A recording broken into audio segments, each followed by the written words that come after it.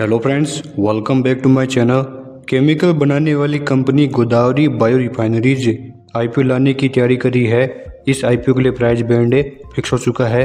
तो आइए करते हैं इस आईपीओ की detail analysis. Godavari bio refineries का आईपीओ 23 अक्टूबर को ओपन होगा और 25 अक्टूबर को क्लोज हो जाएगा। आईपीओ में अलॉटमेंट को 28 अक्टूबर को फाइनल कर दिया जाएगा और कंपनी का आईपीओ बीएसई और एनएसई पर 30 अक्टूबर को लिस्ट हो जाएगा।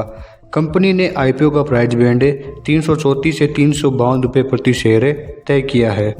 आईपीओ में मिनिमम लॉट साइज रहेगी 42 शेयर्स की और जो मिनिमम रिक्वायर्ड अमाउंट होगी वो होगी 14,784 की। इसी के साथ एसएनआई के लिए लॉट साइज 14 और बीएनआई के लिए लॉट साइज 68 रहेगी।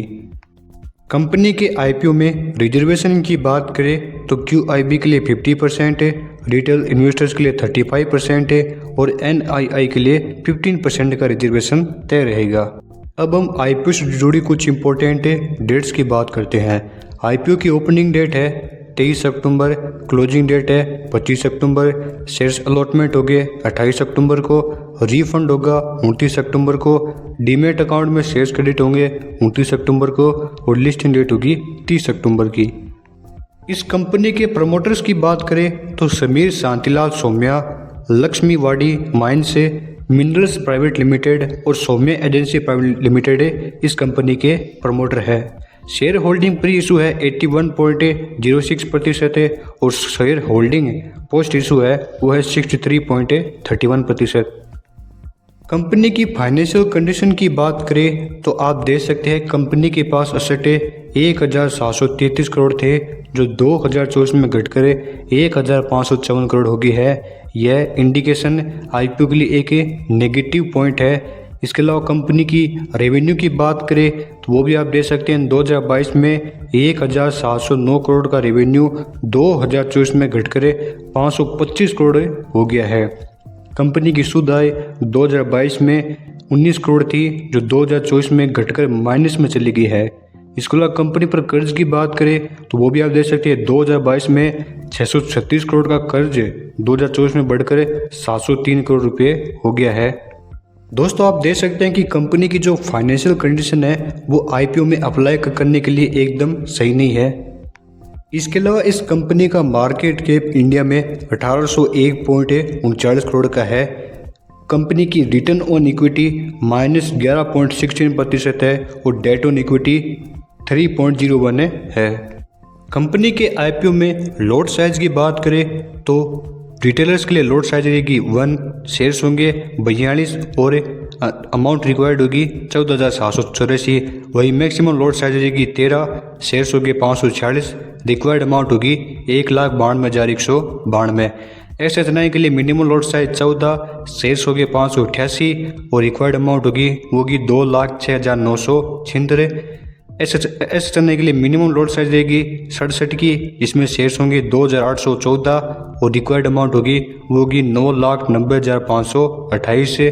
बीएचएनआई के लिए लॉट साइज रहेगी 68 जिसमें शेयर्स होंगे 2,856 और रिक्वायर्ड अमाउंट होगी 1,05,312। कंपनी के कारोबार की बात करें तो यह कंपनी 1956 में इनकॉर्पोरेट हुई थी। यह कंपनी भारत में एथेनॉल आधारित केमिकल्स बनाती है।